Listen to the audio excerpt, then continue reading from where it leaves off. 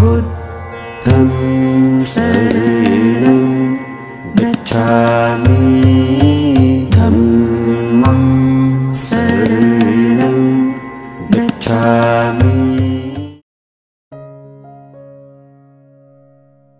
नमस्कार दोस्तों, स्वागत है आप सभी का एक बार फिर से मेरे चैनल द बुद्धा ब्रेन में। जैसा कि आप सभी जानते हैं, जो शीर्षक मैं आपके सामने लेकर प्रस्तुत हुआ हूँ उसे मैंने लिया है भगवान बुद्ध और उनका धम्म ग्रंथ से, जो कि डॉक्टर भीमराव अंबेडकर द्वारा लिखित है और इसके हिंदी अनुवादक डॉक्टर आनंद कौशल्यायन जी हैं। तो आइए बिना देरी किए आपको आज के इस एपिसोड से जोड़ते हैं। तो बात उस समय की है जिस समय भगवान बुद्ध श्रावस्ती के जेतवन में विहार कर रहे थे और देवताओं तथा मनुष्यों के कल्याणार्थ धर्म उपदेश दे रहे थे। ठीक उसी समय श्रावस्ती के पूर्व के उत्तरवर्ती नाम नगर में 500 ब्राह्मण रहते थे। उन सब ने इकट्ठे होकर एक गंगा तट निवासी निर्गुण तपस्वी के पास जाने का संकल्प किया, जो अपने शरीर पर धूल आदि लपेटकर ऋषि बना हुआ था। इस ऋषि की बहुत ख्याति थी और इसके कई शिष्य थे। इसीलिए यह 500 ब्राह्मणों ने यह संकल्प लिया था कि वह भी उनके पास जाएंगे और उनसे ज्ञान अर्जित करेंगे। रास्ते में एक कांतार में पहुंचने पर उन्हें जोर की प्यास लगी। दूर पर उन्हें एक पेड़ दिखाई दिया। उन्होंने सोचा वहां कुछ बस्ती जरूर होगी और पानी पीने को मिलेगा। यह ब्राह्मण चलते चलते थक चुके थे और अब इन्हें प्यास लगी थी। रास्ता काफी लंबा था, थकान भी थी, तो इन्होंने दूर से एक पेड़ देखा तो उन्हें लगा कि वहां पे पेड़ दिखाई दे रहा है तो निश्चय से वहां पर बस्ती भी होगी। वो वहां उस पेड़ के पास पहुंचे, लेकिन जब वे वहां पहुंचे तो वहां कोई बस्ती न थी, केवल एक पेड़ ही था। ऐसी परिस्थिति में वे जोर जोर से रोने और चिल्लाने लगे। उन्हें प्यास लगी थी और वे थके हुए भी थे। प्यास के साथ साथ उन्हें चलते चलते भूख भी लग गई थी। उन्हें लगा कि वहां बस्ती होगी, वहां हमें खाने पीने के लिए कुछ तो मिलेगा। लेकिन जब वो वहां पहुंचे तो देखें वहां केवल एक पेड़ है, दूर दूर तक कोई भी दिखाई नहीं दे रहा है। इसीलिए वे चिल्लाने लगे, रोने लगे। तब तक उस वृक्ष पे से उन्हें अचानक वृक्ष देवता का स्वर सुनाई दिया। वृक्ष देवता ने पूछा, तुम क्यों रो और चिल्ला रहे हो?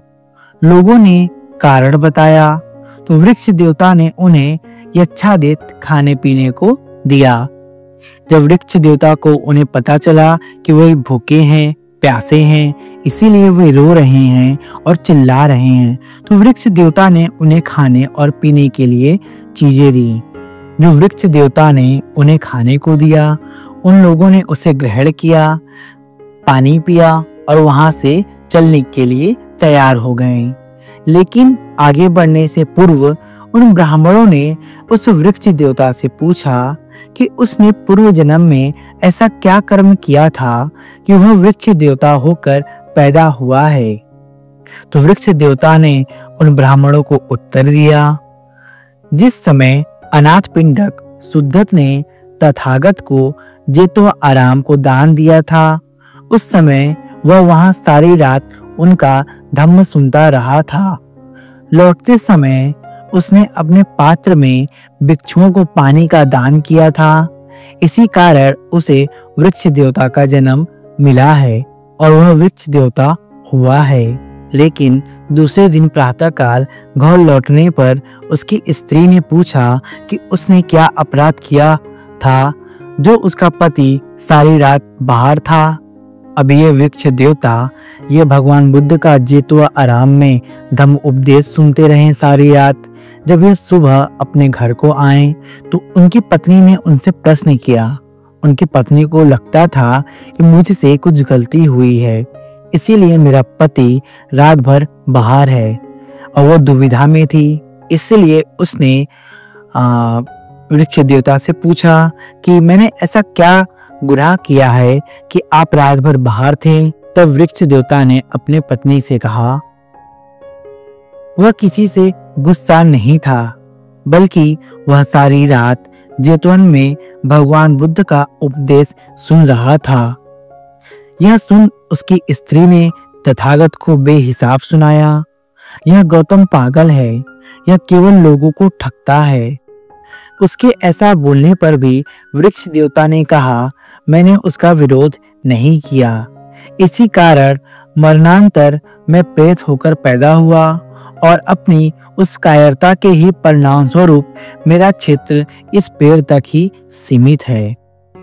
यह वृक्ष देवता ब्राह्मणों को बता रहे हैं कि ऐसी कौन सी घटना घटी थी जिसके कारण उन्हें वृक्ष देवता का जन्म मिला है।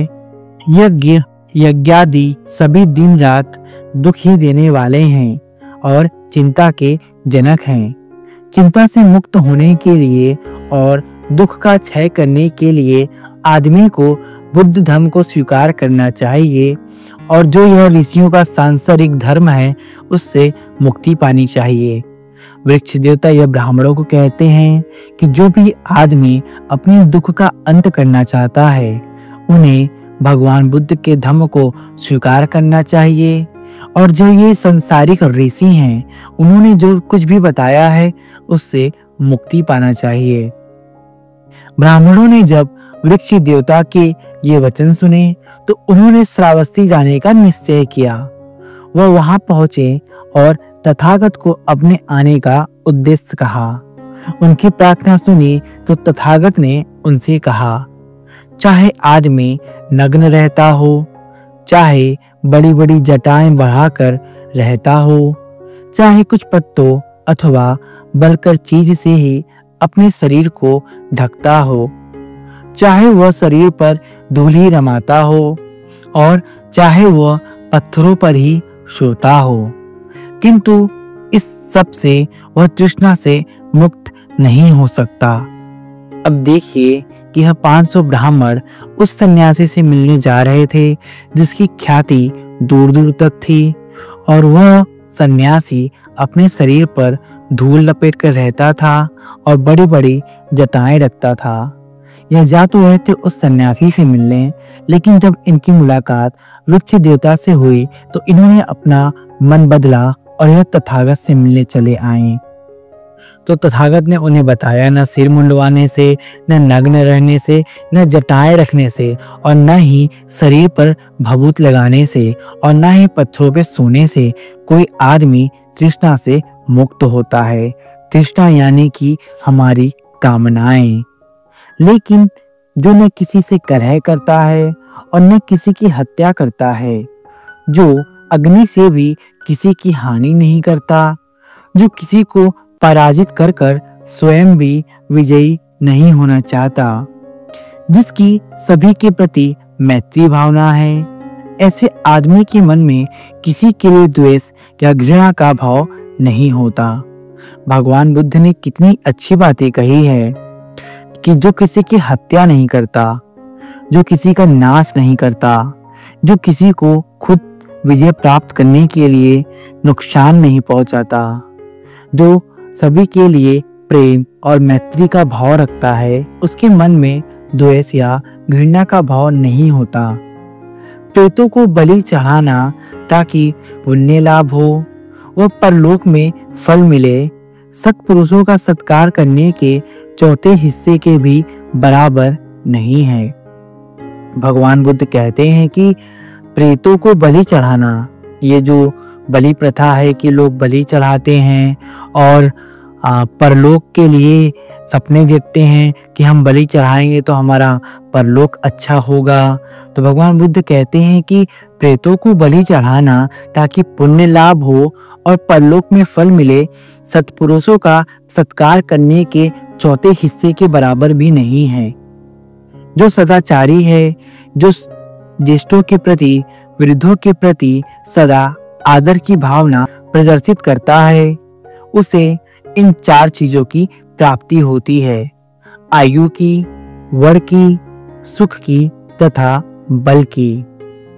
भगवान बुद्ध ने कहा, जो पशु बलि देते हैं कि उन्हें पुण्य लाभ होगा और वह परलोक में उनका जीवन सुखी होगा, तो वह किसी पुरुष के सत्कार करने के 4थे हिस्से के बराबर भी नहीं है। मतलब यह है कि यदि आप किसी सत्पुरुषों का सत्कार करें, वही सच्ची साधना है। सत्पुरुषों का सत्कार करना ही सुखकर है। जो सत्पुरुषों का सत्कार करता है, उन्हें 4 चीजों की प्राप्ति होती है: आयु की, वर की, सुख की और बल की। जब ये सारी बातें वृक्ष देवता की पत्नी ने उनसे सुना था, तो उसकी पत्नी का भी क्रोध शांत हो गया था और वह तथागत बुद्ध के शरण में चली गई थी। और यह 500 ब्राह्मण भी जो तथागत से मिलने आए थे, उनके संग में दीक्षित हो अरहंत को प्राप्त हो गए। तो देखिए कि भगवान बुद्ध का ऐसा आकर्षण था कि जो कोई भी उनसे मिलता था, वह उन्हीं का होके रह जाता था। इन 500 ब्राह्मणों ने भी भगवान बुद्ध की शरण ग्रहण की और वृक्ष देवता और उसकी पत्नी ने भी भगवान बुद्ध की शरण ग्रहण की। हमें भी चाहिए कि हम मिथ्या विश्वासों से सर्वथा दूर रहें।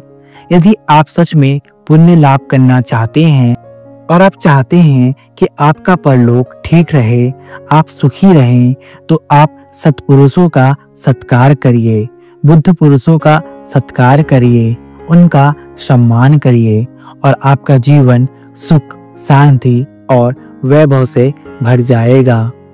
आशा करता हूँ कि आपको यह वीडियो पसंद आई होगी।